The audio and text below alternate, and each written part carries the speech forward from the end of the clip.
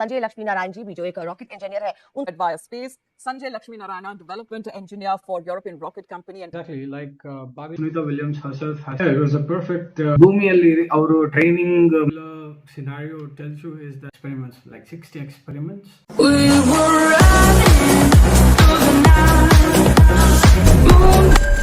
ನೀವು ರಾಜಸ್ಥಾನದಲ್ಲಿ ಇಂಜಿನಿಯರಿಂಗ್ ಅನ್ನ ಮಾಡಿದ್ರೆ ಆ ಸಂದರ್ಭದಲ್ಲಿ ಒಂದು ಪ್ರಾಜೆಕ್ಟ್ ಅನ್ನು ಕೂಡ ಮಾಡಿರ್ತೀರಾ. ಆ ಪ್ರಾಜೆಕ್ಟ್ ಬಗ್ಗೆ ಹೇಳೋದಾದ್ರೆ ಅದು ಒಂದು ಸ್ಪೆಷಲಾಗಿ ಚೇರ್ಮನ್ ಹೇಳಿದ್ರು ಏನಾದರೂ ಒಂದು ಮಾಡಿ ಅಂತ ಹೇಳಿ ದೇಶದಲ್ಲಿ ಇಲ್ಲದೆ ಇರೋಂತಹ ಪ್ರಾಜೆಕ್ಟ್. ಯಾಕಂದರೆ ಪ್ರತಿ ವರ್ಷ ನಾವು ಕಾಲೇಜಲ್ಲಿ ಓಪನ್ ಡೇ ಮಾಡ್ತೀವಿ, ಬೇರೆ ಮಕ್ಕಳೆಲ್ಲ ಬಂದಾಗ ನೋಡಲಿ ಏನಾದರೂ ಆ ಥರದ್ದು ಒಂದು ಏನಾನ ಮಾಡಿ. ಹಾಗಾಗಿ ನಾವು ಒಂದು 3 ಪ್ರಾಜೆಕ್ಟ್ ಪ್ರಪೋಸಲ್ ಕೊಟ್ವಿ. ಒಂದು ರಾಕೆಟ್ ಹಾರಿಸೋದು ಅಂತ, ಕ್ಯೂಬ್ ಸ್ಯಾಟ್ ಮಾಡಿ ಅಂತ. ಅವ್ರು ಹೇಳಿದ್ರು ಪಾಕಿಸ್ತಾನ್ಗೆ ತುಂಬಾ ಹತ್ರದಲ್ಲಿದ್ದೀವಿ, ನೀವು ಯುದ್ಧ ಶುರು ಮಾಡ್ಬೇಕಂತ ಇದ್ದೀರಾ ಅಂತ ಹೇಳಿ. ಹಾಗಾಗಿ ಅದೊಂದು ಕೈ ಬಿಟ್ಟು ಎಲ್ಲೂ ಹಾರದೇ ಇರೋವಂಥದ್ದು ಮತ್ತೆ ಹೊಸದಾಗಿರೋವಂಥದ್ದು ಏನಾದರೂ ಒಂದು ಮಾಡಿ ಅಂತ ಹೇಳಿ. ಹಾಗಾಗಿ ಸ್ಪೇಸ್ ಸ್ಟೇಷನ್ ಅಂತ ಒಂದು ಮಾಡಿದ್ವಿ. ಸೊ ಅಸ್ಟ್ರೋನಾಟ್ಸ್ ಏನೇನ ಸ್ಪೇಸ್ಗೆ ಹೋದರೆ ಎಲ್ಲಿ ಇರ್ತಾರೆ, ಅವರು ಹೇಗೆ ಒಂದು ರಿಸರ್ಚ್ಗಳನ್ನ ಅಂದರೆ ಸಂಶೋಧನೆ ಮಾಡುವ ಜಾಗ ಏನು, ಆ ಒಂದು ಮಾಕಪ್ ಪ್ರೋಟೋಟೈಪ್ ಏನಿದೆ ಅದನ್ನ ಒಂದು ಮಾಡಿದ್ವಿ ಅಲ್ಲಿ ರಾಜಸ್ಥಾನದಲ್ಲಿ.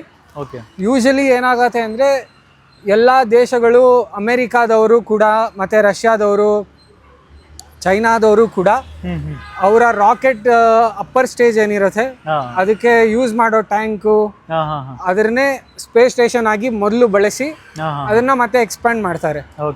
ನಾವೇನು ಮಾಡಿದ್ವಿ ಅಂದರೆ ಆಗ ಓದ್ತಾ ಇದ್ದಿದ್ದ ಕಾರಣ ಡಿಸೈನು ಎಲ್ಲಾನು ಮತ್ತು ನಾವು ಆಪ್ಟಿಮೈಸೇಷನ್ ಏನಿದೆ, ಡಿಸೈನ್ ಆಪ್ಟಿಮೈಸೇಷನ್ ಅದನ್ನ ಬೇರೆ ಬೇರೆ ರೀತಿಯಲ್ಲಿ ಮಾಡಬೇಕಂತ ಹೇಳಿ ನಾವು ನಮ್ಮದೇ ಒಂದು ಡಿಸೈನ್ ಒಂದು ಮಾಡಿ ಮತ್ತು ಅದನ್ನು ವೆಲ್ಡಿಂಗ್ ಎಲ್ಲ ಮಾಡಿ ಮತ್ತು ಅದರ ಮೇಲೆ ಚದರಗಳನ್ನೆಲ್ಲ ಹಾಕಿ ಭದ್ರಗೊಳಿಸಿ ತದನಂತರ ವೈರಿಂಗು ಕೂಡ ಮಾಡಿ ಎಕ್ಸ್ಪರಿಮೆಂಟ್ನ ಹೇಗೆ ಮಾಡಬೇಕೋ ಅದನ್ನೆಲ್ಲ ನೋಡಿಕೊಂಡು ಮತ್ತು ಅದ್ರ ತಕ್ಕಾಗೇನೆ ನಾವು 2.5 ವರ್ಷಗಳಲ್ಲಿ ಅದನ್ನು ಸಂಪೂರ್ಣಗೊಳಿಸಿ ಎಲ್ಲ ಶಾಲೆ ಮಕ್ಕಳನ್ನು ಕೂಡ ಕರೆಸಿ ಅದನ್ನು ತೋರಿಸಿ ಎಲ್ಲವನ್ನು ಮಾಡುವಂಥ ಒಂದು ಒಳ್ಳೆ ಸಂದರ್ಭ ಬಂತು ಅಂತ ಹೇಳ್ಬೋದು ಆ ಪ್ರಾಜೆಕ್ಟಿಂದ.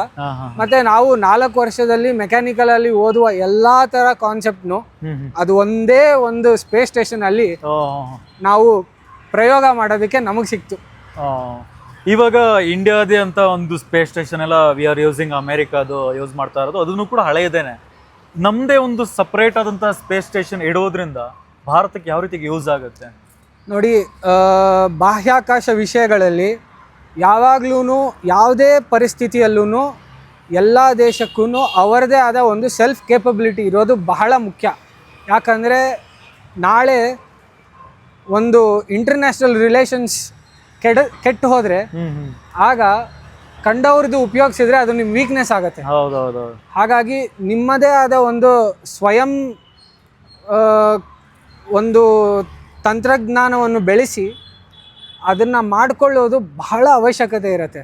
ಹಾಗಾಗಿ ಈಗ ಸದ್ಯಕ್ಕೆ ಪರಿಸ್ಥಿತಿಯ ಪ್ರಕಾರವಾಗಿ ಓಕೆ, ಆದರೆ ಮುಂದಕ್ಕೆ ನಮ್ಮದೇ ಆದ ಒಂದು ಸ್ಪೇಸ್ ಸ್ಟೇಷನನ್ನು ಮಾಡಿ ನಮ್ಮದೇ ಆದ ವಿಜ್ಞಾನಿಗಳು ತಯಾರಿಸಿರುವಂಥದ್ದನ್ನು ಮಾಡಿ ಅದನ್ನು ಲಾಂಚ್ ಮಾಡಿ ಮತ್ತೆ ಅದನ್ನು ಬೆಳೆಸಬೇಕು, ಆಗ ಸರಿ ಹೋಗುತ್ತೆ. ಎಸ್ ಸರ್, ಆಬ್ವಿಯಸ್ಲಿ ಇವಾಗ ನಾವು ಆಲ್ಮೋಸ್ಟ್ ಇವಾಗ ಯುದ್ಧಕ್ಕೆ ಬಳಸುವಂತಹ ಎಷ್ಟೋ ಉಪಕರಣಗಳು ರಷ್ಯಾ ಆಗಿರ್ಬೋದು, ಅಮೇರಿಕಾ ಆಗಿರ್ಬೋದು, ಇಸ್ರೇಲ್ ಆಗಿರ್ಬೋದು, ಬೇರೆ ಬೇರೆ ದೇಶಗಳಿಂದ ನಾವು ಆಮದು ಮಾಡ್ಕೊಳ್ತಾ ಇದ್ದೀವಿ. ಬಟ್ ಇನ್ ಕೇಸ್ ಅದೇ ದೇಶದ ಮೇಲೆ ಆ ಒಂದು ಮಿಸೈಲ್ಗಳನ್ನ ಬಳಸಿದಂಥ ಸಂದರ್ಭದಲ್ಲಿ ಅವರು ಅದನ್ನು ಹೇಗೆ ಡೆಸ್ಟ್ರಾಯ್ ಮಾಡಬೇಕು ಅದೆಲ್ಲ ಟೆಕ್ನಿಕ್ ಕೂಡ ಅದಕ್ಕೆ ಸಾಫ್ಟ್ವೇರ್ಸು ಅವ್ರ ಹತ್ರನೇ ಇರುತ್ತೆ. ಮುಂಚೆ ಅವರು ಅದನ್ನ ನೋಡಿಕೊಂಡು ಅವ್ರಿಗೆ ಗೊತ್ತಿದ್ದೇ ನೀವು ಕೊಡೋದು. ಹಾಗಾಗಿ ಫಸ್ಟು ನಾವು ನಮ್ಮ ದೇಶದಲ್ಲಿ ತಯಾರಿಸಬೇಕು. ಅದು ತಯಾರಿಸಿಕೊಳ್ಳುವ ಮೂಲ ಉದ್ದೇಶನೇ ಅದು. ಎಸ್, ಮೇಕ್ ಇನ್ ಇಂಡಿಯಾ ಆಗಬೇಕಾಗುತ್ತೆ. ಪ್ರತಿಯೊಂದರಲ್ಲೂ ಕೂಡ ಮೇಕ್ ಇನ್ ಇಂಡಿಯಾ ಆದ್ರೇ ಸ್ವಲ್ಪ ನಮ್ಮ ದೇಶ ಭದ್ರವಾಗಿರುತ್ತೆ, ಅಥವಾ ಬೇರೆಯವರಿಗೆ ಕಾಂಪಿಟೇಟಿವ್ ಆಗಿ ಅಥವಾ ಬೇರೆಯವ್ರ ಮುಂದೆ ತಲೆ ಎತ್ತಿ ನಿಲ್ಲೋದಕ್ಕೂ ಕೂಡ ಇದು ಹೆಲ್ಪ್ಫುಲ್ ಆಗುತ್ತೆ. ಅದು ಒಂದೇ ಅಲ್ಲ, ಜನರಿಗೂ ಕೂಡ, ಪ್ರತಿಯೊಬ್ಬ ವಿದ್ಯಾರ್ಥಿಗೂ ಕೂಡ ಅವನ ಒಂದು ಓದುವ ಸಮಯದಲ್ಲೇನೆ ಅವರಿಗೆ ಈ ಒಂದು ವಿಷಯ ಬರಬೇಕು. ಏನಂದರೆ ಅವರು ಎಲ್ಲರ ಜೊತೆಯಲ್ಲಿ ಕೆಲಸ ಮಾಡಬೇಕು. ಈ ಏರೋಸ್ಪೇಸ್ ಅನ್ನೋದು ಇನ್ನೊಂದು ಬಹಳ ಒಂದು ಒಳ್ಳೆ ವಿಷಯನ ಹೇಳ್ಕೊಡುತ್ತೆ. ಏನಂದರೆ ಒಬ್ಬರ ಕೈಯಲ್ಲಿ ಏನೂ ಆಗಲ್ಲ ಅಂತ. ಇದರಲ್ಲಿ 1000 ಜನ ಬೇಕು ಒಂದು ರಾಕೆಟ್ ಮಾಡೋಕ್ಕೆ, ಅಥವಾ 3000 ಜನ ಬೇಕು ಒಂದು ರಾಕೆಟ್ ಮಾಡೋಕ್ಕೆ. ಅಷ್ಟು ಜನ ಕೆಲಸ ಮಾಡಿದ್ರೇ ಒಂದು ರಾಕೆಟ್ ತಯಾರಾಗಿ, ಅದು ಅದರಲ್ಲಿ 1,00,000 ಪಾರ್ಟ್ಸ್ ಇರುತ್ತೆ. ಆ 1,00,000 ಪಾರ್ಟು ಒಟ್ಟಿಗೆ ಕೆಲಸ ಮಾಡಿದ್ರೆ ಮಾತ್ರ ಆ ರಾಕೆಟ್ ಸಕ್ಸಸ್ಫುಲ್ ಆಗಿ ಒಂದು ಸ್ಯಾಟಲೈಟ್ನ ಸ್ಪೇಸಲ್ಲಿ ಅದು ರಿಲೀಸ್ ಮಾಡೋದಕ್ಕೆ ಸಾಧ್ಯ ಆಗೋದು ಆರ್ಬಿಟಲ್ಲಿ. ಹಾಗಾಗಿ ಈ ಒಂದು ವಿಷಯ ಅರ್ಥ ಮಾಡ್ಕೊಳ್ಬೇಕು. ದೊಡ್ಡ ಕೆಲಸ ಮಾಡಬೇಕು ಅಂದರೆ ಯಾವಾಗಲೂ ಟೀಮಲ್ಲಿ ಕೆಲಸ ಮಾಡಬೇಕು, ಮತ್ತು ಟೀಮ್ ಯಾವಾಗಲೂ ಒಟ್ಟಿಗೆ ಇರಬೇಕು, ಯೂನಿಟಿ ಇರಬೇಕು ಟೀಮಲ್ಲಿ. ಮತ್ತು ಯೂನಿಟಿ ಜೊತೆಗೆ ಏನಂದರೆ ಎಲ್ಲರೂ ಒಂದೇ ಮನೋಭಾವದಿಂದ ಕೆಲಸ ಮಾಡಬೇಕು. ಆಗ ಮಾತ್ರ ಸಾಧ್ಯ ಈ ವಿಷಯದಲ್ಲಿ ಸಕ್ಸಸ್ ಪಡೆಯೋಕ್ಕಿದೆ. ಹಾಗಾಗಿ ಯಾವುದೇ ಥರದ ಭಿನ್ನಾಭಿಪ್ರಾಯಗಳಿರ್ಬೋದು, ಯಾವುದೇ ಥರದ ಡಿಫ್ರೆನ್ಸಸ್ ಬಂದ್ರೂ ಜೊತೆ ಕೆಲಸ ಮಾಡಬೇಕು. ನನ್ನ ದೇಶ, ನನ್ನ ಜನಕ್ಕೆ ತೊಂದರೆ ಆಗಬಾರ್ದು ಅನ್ನೋದೊಂದು ಉದ್ದೇಶ ಇರಬೇಕು. ನಾವು ತಾಂತ್ರಿಕವಾಗಿ ಮುನ್ನಡಿಬೇಕು ಅನ್ನೋದೊಂದು ಉದ್ದೇಶ ಇರಬೇಕು. ಮತ್ತು ನಮ್ಮ ಜನ ಚೆನ್ನಾಗಿ ಆಗಬೇಕಂತ ಉದ್ದೇಶ ಇರಬೇಕು. ಈ 4 ಬೇಸಿಕ್ ವಿಷಯ ಇದನ್ನು ಇಟ್ಕೊಂಡು ಎಲ್ಲರೂ ಕಂಪನಿ ಸ್ಟಾರ್ಟ್ ಮಾಡಿ ಅಥವಾ ಒಂದು ಸಂಸ್ಥೆಯನ್ನು ನಡೆಸಿದರೆ ಆಗ ಏನಾಗುತ್ತೆ ಅಂದರೆ ಈ ತಂತ್ರಜ್ಞಾನದಿಂದನೂ ನಮಗೂ ಒಳ್ಳೆಯದಾಗತ್ತೆ, ಇಲ್ಲ ಅಂದರೆ ಪ್ರಯೋಜನ ಇಲ್ಲ. ಸೊ ಈ ಒಂದು ಏರೋಸ್ಪೇಸ್ ಫೀಲ್ಡ್ ಇದನ್ನು ಬಹಳ ಸ್ಪಷ್ಟವಾಗಿ ನಮಗೆ ಹೇಳ್ಕೊಡುತ್ತೆ.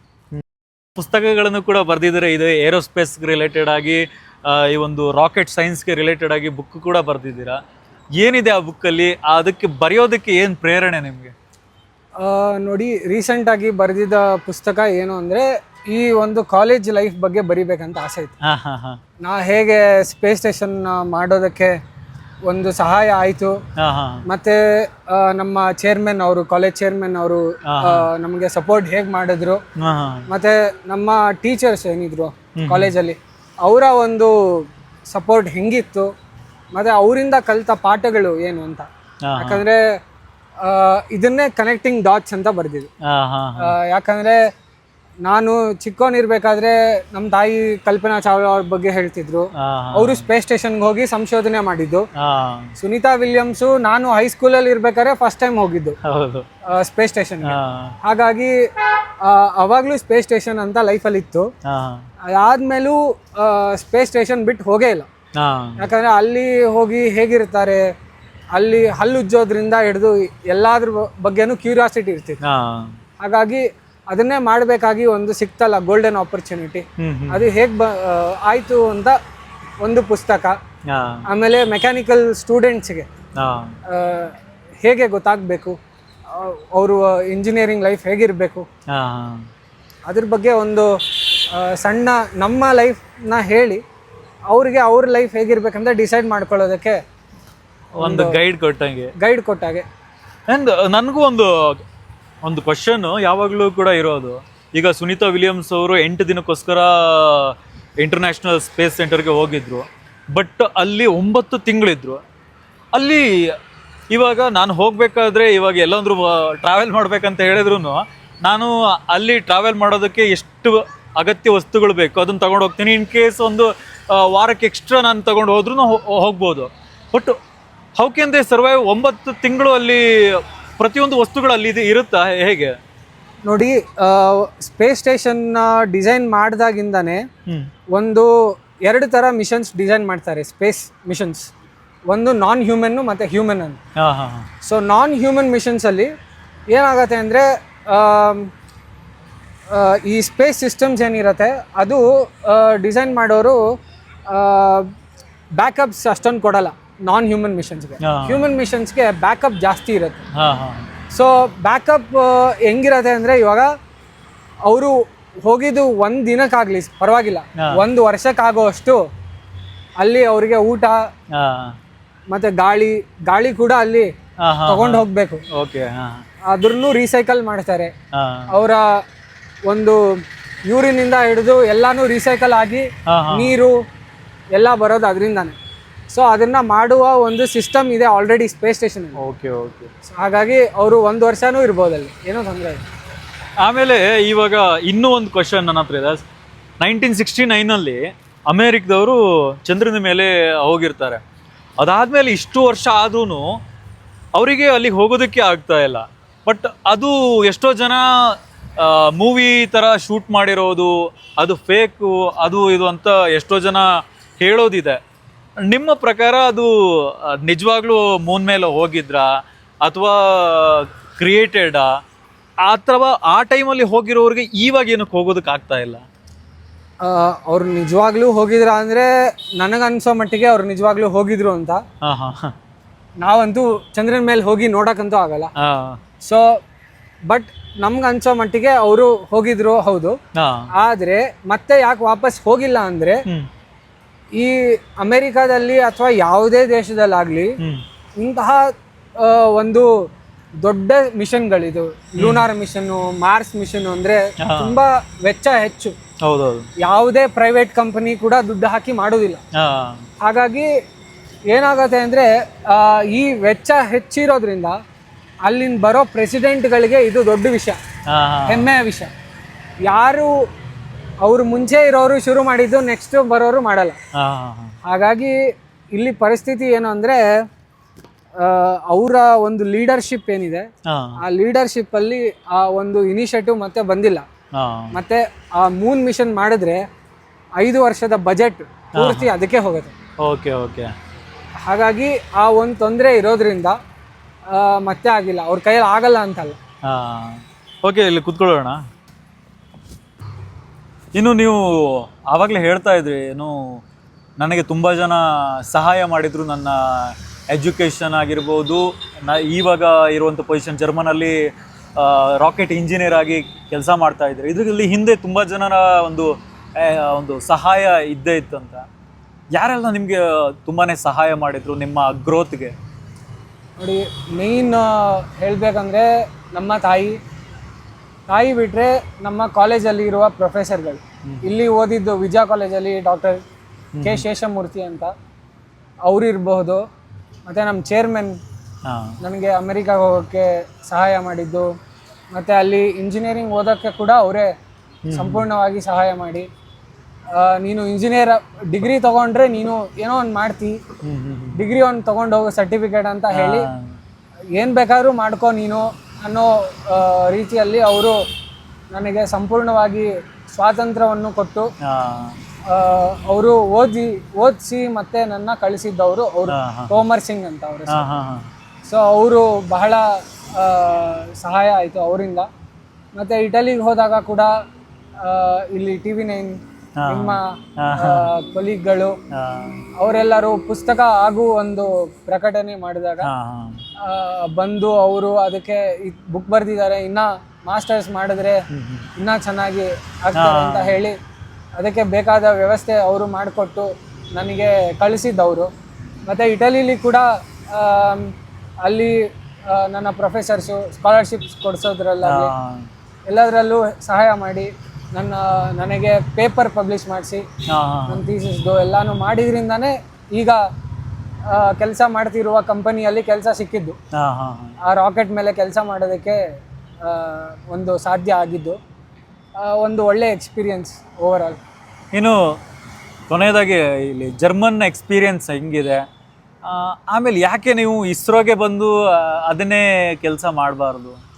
ನೋಡಿ, ಮನೆ ಬಿಟ್ಟಾಗ ನನ್ನ ತಾಯಿ ಹೇಳ್ಕೊಟ್ಟಿದ್ದು ಕಲಿ ಅಂತ. ನಾ ಇನ್ನೂ ಕಲಿಯೋದೇ ಮುಗ್ದಿಲ್ಲ. ಕಲಿತು ಎಲ್ಲ ಮಾಡಿ ಏನಾದರೂ ಎಕ್ಸ್ಪರ್ಟ್ ಆಗಿದ್ದೀನಿ ಅಂತಂದ ಬರಬಹುದು. ಈಗಷ್ಟೇ ಒಂದು ರಾಕೆಟ್ ಮೇಲೆ ಕೆಲಸ ಮಾಡಿದ್ದು, ಅದು ಸ್ವಲ್ಪ ಮಾತ್ರ ಅದ್ರ ಮೇಲೆ ಸಣ್ಣ ಒಂದು ಪಾರ್ಟಲ್ಲಿ ಕೆಲಸ ಮಾಡಿರೋದು. ಇನ್ನು ಎಕ್ಸ್ಪರ್ಟ್ ಆಗೋದಕ್ಕೆ ಅದನ್ನು ಪೂರ್ತಿ ತಿಳ್ಕೊಳ್ಳೋದಕ್ಕೆ ಬಹಳ ಸಮಯ ಬೇಕು. ಮತ್ತು ಇನ್ನೂ ವರ್ಷಗಟ್ಟಲೆ ಬೇಕು, ಯಾಕಂದರೆ ಒಂದು ವಿಧವಾದ ಮಿಷನ್ಗಳನ್ನು ಮಾಡಬೇಕು. ಬರೀ ಒಂದೇ ಥರದ ರಾಕೆಟ್ ಲಾಂಚ್ ಮಾಡಿದ್ರೆ ಸಾಲದು ಅಂತ. ಸೊ ಹಾಗಾಗಿ ಅದೆಲ್ಲ ಮುಗಿದ ನಂತರ ಇಲ್ಲಿ ಆ ಸಮಯಕ್ಕೆ ಕರೆಕ್ಟಾಗಿ ಒಂದು ಎನ್ವಿರಾನ್ಮೆಂಟ್ ಸರಿಯಾಗಿದ್ದರೆ ಆಗ ಹಿಂತಿರುಗಿ ಬರಬಹುದು ಅಂತ. ಏನು ಇವಾಗಿನ ಯೂತ್ಸು ನಿಮ್ಮ ಫೀಲ್ಡಿಗೆ ಬರಬೇಕಂತ ಆಸಕ್ತರಾಗಿದ್ದರೆ, ಒಂದು ಐಡಿಯಾಲಜಿ ಇಟ್ಕೊಂಡಿದ್ರೆ ಅವರಿಗೆ ಏನನ್ನ ಗೈಡ್ ಮಾಡ್ತೀರಾ ನೀವು? ನಾನು ಹೇಳೋದು ಎರಡು ಥರದಲ್ಲಿ ಇಂಪಾರ್ಟೆಂಟು. ಒಂದು ಪರ್ಸ್ನಲ್ ವಿಷಯ ಮತ್ತು ಒಂದು ಪ್ರೊಫೆಷ್ನಲ್ ವಿಷಯ, ಎರಡೂ ಡಿಫ್ರೆಂಟ್. ಪ್ರೊಫೆಷ್ನಲಿ ಒಳ್ಳೆಯ ಒಂದು ಸಿದ್ಧಾಂತ ಇರಬೇಕು. ನಾ ಹೇಗೆ ಕೆಲಸ ಮಾಡಬೇಕು, ಯಾವ ವಿಷಯಕ್ಕೆ ಕೆಲಸ ಮಾಡಬೇಕು, ಎಷ್ಟು ಕೆಲಸ ಮಾಡಬೇಕು, ಆಮೇಲೆ ನಾನು ಯಾವ ವಿಷಯದಲ್ಲಿ ಕೆಲಸ ಮಾಡಬೇಕಂತ. ಸೊ ಇದನ್ನು ಅವರು ಸಣ್ಣ ವಯಸ್ಸಿಗೆ ಇದ್ರ ಬಗ್ಗೆ ಕ್ಲಾರಿಟಿ ಬರೆಸ್ಕೊಳ್ಬೇಕು. ಪರ್ಸ್ನಲಿ ಡಿಸಿಪ್ಲಿನ್ ಇರಬೇಕು. ಡಿಸಿಪ್ಲಿನ್ ಇದ್ದರೆ ಅದು ಪ್ರೊಫೆಷ್ನಲ್ ಲೈಫ್ಗೂ ಹೆಲ್ಪ್ ಆಗುತ್ತೆ, ಪರ್ಸ್ನಲ್ ಲೈಫ್ಗೂ ಹೆಲ್ಪ್ ಆಗುತ್ತೆ. ಡಿಸಿಪ್ಲಿನ್ನು ಮತ್ತು ಒಂದು ಸಿನ್ಸಿಯರಿಟಿ ಇಲ್ಲದೆ ಇದ್ದರೆ ಎರಡಕ್ಕೂ ತೊಂದರೆ. ಸೊ ಅದೊಂದು ಇರಬೇಕು. ಆಮೇಲೆ ಅವ್ರಿಗೇನು ಇಷ್ಟ ಅದನ್ನ ಕಂಟಿನ್ಯೂಯಸ್ ಆಗಿ ಪರ್ಸ್ಯೂ ಮಾಡಬೇಕು ಮತ್ತು ಪ್ರಾಜೆಕ್ಟ್ಸ್ ಮಾಡ್ತಾ ಇರಬೇಕು. ಯಾರೋ ಕಾಂಪಿಟೇಷನಲ್ಲಿ ಕರೆದಿದ್ದಾರೆ ಅಂತ ಅಲ್ಲ, ನನ್ನ ಸಂತೋಷಕ್ಕೆ, ಆತ್ಮ ಸಂತೋಷಕ್ಕೆ ಅಂತ ಮಾಡಬೇಕು. ಆಗ ಹೆಚ್ಚು ತಿಳ್ಕೊಳ್ಳೋದಕ್ಕೂ ಅವ್ರಿಗೂ ಸಿಗತ್ತೆ, ಮತ್ತು ತಿಳ್ಕೊಳ್ಳೋದ್ರ ಜೊತೆಗೆ ಒಂದು ಅನುಭವ ಅಂತ ಬರುತ್ತೆ. ಮತ್ತು ಹೋಗ್ತಾ ಹೋಗ್ತಾ ಅವರು ಬೆಳೀತಾ ತಿಳ್ಕೋತಾ ಹೆಚ್ಚು ಅವರಿಗೆ ಒಂದು ಸಣ್ಣ ವಿಷಯದಲ್ಲಿ ಎಕ್ಸ್ಪರ್ಟೀಸ್ ಅಂತ ಬರುತ್ತೆ. ಅದು ಒಂದು ಮಾಡುವಂಥ ವಿಧಾನ ಇದೆ. ಇನ್ನು ಈಗಾಗಲೇ ಒಂದು 4-5 ಬುಕ್ಗಳನ್ನು ಬರೆದಿದ್ದೀರಾ. ಮುಂದೆ ಯಾವುದಾದ್ರೂ ಬುಕ್ಗಳು ಬರೆಯೋ ಪ್ಲ್ಯಾನ್ಸ್ ಇದೆಯಾ, ಹೇಗೆ? ಸದ್ಯಕ್ಕೆ ಪುಸ್ತಕ ಬರೆಯೋ ಪ್ಲ್ಯಾನ್ ಇಲ್ಲ. ಹೋದ ವರ್ಷ ಅಷ್ಟೇ ರಿಲೀಸ್ ಮಾಡಿದ್ದೀನಿ, ಹಾಗಾಗಿ ಸದ್ಯಕ್ಕೆ ಇಲ್ಲ, ನೋಡಬೇಕು. Okay, thank you so much ನಮ್ಮ ಜೊತೆ ಮಾತನಾಡಿದ್ದಕ್ಕೆ ಆ್ಯಂಡ್ ನಿಮ್ಮ ಪರ್ಸ್ನಲ್ ಎಕ್ಸ್ಪೀರಿಯನ್ಸನ್ನು ಶೇರ್ ಮಾಡ್ಕೊಂಡಿದ್ದಕ್ಕೆ ಥ್ಯಾಂಕ್ ಯು ಸೋ ಮಚ್. ಇದರಿಂದ ನಮ್ಮ ವ್ಯೂವರ್ಸ್ಗೂ ಕೂಡ ಒಂದು ಇನ್ಫಾರ್ಮೇಷನ್ ಸಿಕ್ಕಿರುತ್ತೆ, ಆಮೇಲೆ ಒಂದು ಐಡಿಯಾ ಸಿಕ್ಕಿದೆ. ಏನಂದರೆ ನಾವು ಈ ರೀತಿಯಾಗಿ ಸಾಧನೆಯನ್ನು ಮಾಡಬಹುದು, ರಾಕೆಟ್ ಸೈನ್ಸನ್ನು ನಾವು ಕಲ್ತರೂ ನಮ್ಮ ದೇಶಕ್ಕೆ ನಮ್ಮ ಕೊಡುಗೆಯನ್ನು ಕೊಡೋದಕ್ಕೆ ಸಾಧ್ಯ ಆಗುತ್ತೆ ಅನ್ನೋಂಥ ಒಂದು ಐಡಿಯಾ ಸಿಕ್ಕಿದೆ. Thank you so much. Thank you so much. ನೋಡಿದ್ರಲ್ಲ ಫ್ರೆಂಡ್ಸ್, ಈ ಒಂದು ವಿಡಿಯೋದಲ್ಲಿ ಸಂಜಯ್ ಲಕ್ಷ್ಮೀನಾರಾಯಣ್ ಅವರು ತಮ್ಮ ಲೈಫ್ ಜರ್ನಿಯನ್ನು ಹೇಳ್ಕೊಂಡ್ರು. ಬೆಂಗಳೂರು ಟು ಜರ್ಮನ್ ಜರ್ನಿ ಯಾವ ರೀತಿಯಾಗಿ ಇತ್ತು, ಹಾಗೆಯೇ ಏರೋಸ್ಪೇಸ್ ರಾಕೆಟ್ ಇಂಜಿನಿಯರಿಂಗಲ್ಲಿ ಯಾವ ರೀತಿಯಾಗಿ ಆಸಕ್ತಿಯನ್ನು ಬೆಳೆಸ್ಕೊಂಡ್ರು, ಅದಕ್ಕೆ ಯಾವ ರೀತಿಯಾಗಿ ಹೆಜ್ಜೆ ಇಟ್ಕೊಂಡು ಹೋದರು, ಯಾರೆಲ್ಲ ಅವರಿಗೆ ಸಹಾಯ ಮಾಡಿದರು, ಇದೆಲ್ಲವನ್ನು ಕೂಡ ಅವರು ತಿಳಿಸ್ಕೊಡುವಂತಹ ಕೆಲಸವನ್ನು ಮಾಡಿದರು. ಜೊತೆಗೇ ಮುಂದಿನ ಪೀಳಿಗೆ ಏನಿದೆ ಈ ಒಂದು ರಾಕೆಟ್ ಸೈನ್ಸ್ ಬಗ್ಗೆ ತಿಳಿದುಕೊಳ್ಬೇಕಂದ್ರೆ ಯಾವ ರೀತಿಯಾಗಿ ಅವರು ಅಡಿಪಾಯವನ್ನು ಹಾಕ್ಕೊಳ್ಬೇಕಾಗುತ್ತೆ, ಯಾವ ರೀತಿಯಾಗಿ ಇಂಟ್ರೆಸ್ಟನ್ನು ಬೆಳೆಸ್ಕೊಳ್ಬೇಕಾಗುತ್ತೆ ಅದ್ರ ಬಗ್ಗೆನೂ ಕೂಡ ತಿಳಿಸ್ಕೊಟ್ಟಿದ್ರು. ಜೊತೆಗೆ ಅವರು ಒಂದು ಮಾತು ಹೇಳ್ತಾರೆ, ನಾನು ಇನ್ನೂ ಕೂಡ ಕಲಿತಾ ಇದ್ದೀನಿ, ಇನ್ನಷ್ಟು ಕಲಿಯೋದು ಇದೆ ಅಂತ. ನೀವು ಕೂಡ ಯಾವುದೇ ಒಂದು ಕಲಿಕೆಯನ್ನು ಮಾಡ್ತಾ ಇದ್ದರೆ ಅಥವಾ ಯಾವುದಾದ್ರ ಬಗ್ಗೆನೂ ತಿಳ್ಕೊಳ್ಳುವಂಥ ಕೆಲಸವನ್ನು ಮಾಡ್ತಾ ಇದ್ದರೆ ಇನ್ನಷ್ಟು ಅದ್ರ ಬಗ್ಗೆ ಆಳವಾಗಿ ಅರ್ಥಕೊಳ್ಳುವಂಥ ಕೆಲಸವನ್ನು ಮಾಡಿ. ನಾನು ಆಲ್ರೆಡಿ ಎಲ್ಲವನ್ನು ಕಲ್ತಿದ್ದೀನಿ, ನಾನು ಸರ್ವ ವಿದ್ಯೆಯನ್ನು ತಿಳ್ಕೊಂಡಿದ್ದೀನಿ ಅಂತ ಹೇಳ್ಕೊಂಡ್ರೆ ಅದು ತಪ್ಪಾಗುತ್ತೆ. ನಾವು ಇನ್ನಷ್ಟು ಕಲಿತಾ ಇದ್ದಷ್ಟು ನಾವು ಮತ್ತಷ್ಟು ಕಲಿಯೋದಕ್ಕೆ ಇರುತ್ತೆ ಅಂತ ಹೇಳ್ತಾ ಈ ಒಂದು ವಿಡಿಯೋ ಮುಖಾಂತರವಾಗಿ ನಿಮಗೆ ಸ್ವಲ್ಪ ಮಟ್ಟಿಗೆ ಒಂದು ಐಡಿಯಾಲಜಿನ ತಿಳಿಸ್ಕೊಡುವಂಥ ಕೆಲಸವನ್ನು ಮಾಡಿದೆ. ಹಾಗೆಯೇ ಅವರ ಲೈಫ್ ಜರ್ನಿ ಎಷ್ಟು ಕಷ್ಟಕರ ಆಗಿತ್ತು, ಅದನ್ನು ಹೇಗೆ ಮುನ್ನುಗ್ಗಿ ಹೋಗಿದ್ದಾರೆ ಅನ್ನುವಂಥದ್ದನ್ನು ತಿಳಿಸ್ಕೊಟ್ಟಿದ್ದೀವಿ. ಅದೇ ರೀತಿಗೆ ನಿಮ್ಮ ಲೈಫ್ನಲ್ಲೂ ಕೂಡ ಯಾವುದೇ ಕಷ್ಟದ ಸಿಚುವೇಶನ್ ಇದ್ರೂ ನಿಮ್ಮ ಗುರಿಯೆಡೆಗೆ ನೀವು ಸಾಗೋದನ್ನು ಮರಿಬೇಡಿ ಅಂತ ಹೇಳ್ತಾ ಈ ಒಂದು ವಿಡಿಯೋನ ಮುಗಿಸ್ತಾ ಇದ್ದೀವಿ. ಕೀಪ್ ವಾಚಿಂಗ್ ನಿಟ್ ಇನ್ ಸ್ಟುಡಿಯೋ. ನೀವೇನು ಕೂಡ ಈ ಒಂದು ಚಾನಲನ್ನು ಸಬ್ಸ್ಕ್ರೈಬ್ ಮಾಡ್ಕೊಂಡಿಲ್ಲ ಅಂದರೆ ಪ್ಲೀಸ್ ಸಬ್ಸ್ಕ್ರೈಬ್ ಮಾಡ್ಕೊಳ್ಳಿ.